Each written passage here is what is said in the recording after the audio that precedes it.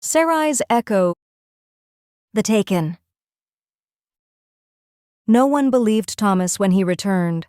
He stumbled barefoot out of the woods near Black Hollow, naked and sunburned, eyes empty and wild.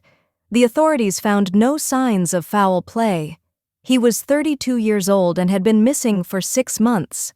To the world, he was a man who'd suffered a breakdown, wandered off, and invented an elaborate lie to hide whatever shame clung to him.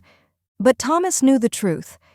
He remembered the Aenari, creatures of subtle light and mercurial forms. They spoke through pulses of color, memory, and sensation. One, named Serai, had tethered to him, not through violence, not through love, something stranger, something colder. Through Serai, a child was born. Thomas had only glimpsed the infant once, swaddled in bioluminescent silk and floating in an amber stasis pool. It had his eyes. Then he was returned to Earth, like a lost item no longer needed. But part of him never left. The otherborn. His name was Kaelen, and among the Aenari, he was both anomaly and curiosity. He grew faster than the others, his bones dense, his emotions loud. He was more flesh than light, more fire than code.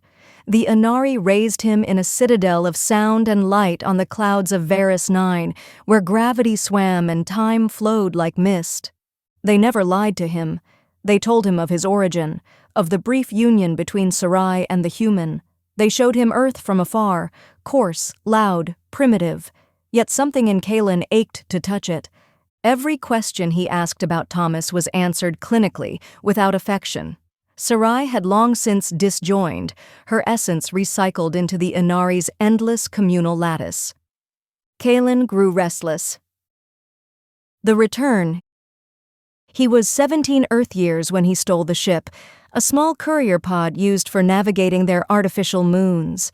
He taught himself how to override the controls, hid in the gravity slipstream of a mining cruiser, and broke away near the edge of a worm gate.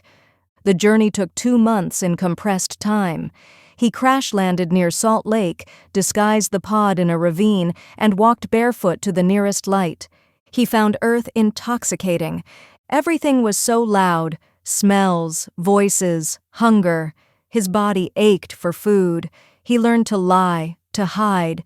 His Aenari physiology gave him advantages: quick reflexes, perfect memory, a luminous presence that drew people to him. And eventually, through hacked medical records and digital archives, he found Thomas. The reunion. Thomas lived alone in a cabin in Oregon, off-grid. The moment they saw each other, time fractured. Kaelen expected emotion. Instead, Thomas turned pale and closed the door. "You shouldn't be here," he said. But Kaelen didn't leave. He sat on the porch. He waited. Eventually, Thomas let him in. Over days, Thomas told him about what he'd endured, the endless silence afterward, the institutional stays, the meds, the disbelief, the nightmares of Serai.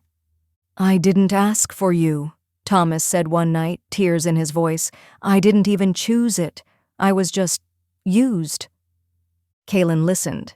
He did not defend Serai. He only said, "Neither did I." The two lived together for several weeks, learning the contours of each other's brokenness. Kaelen took to human life awkwardly. His laughter was too sharp, his eyes too deep. But Thomas began to soften. Then one night, Kaelen fell unconscious. Thomas tried to wake him, then realized the boy, no, the being, wasn't sleeping. He was transmitting. Somewhere across space, the Aenari were listening. Kaelen woke changed. He barely spoke. At night, he whispered things in languages that bent the air. He began drawing spirals on the walls, equations of strange geometry. Thomas confronted him. Kaelen said only, "I didn't mean to. I just missed you." Then, one morning, Thomas awoke to find Kaelen gone, and his old cabin, once buried in forest, now surrounded by growing glass structures, humming with invisible heat. Strange birds hovered in the air, watching.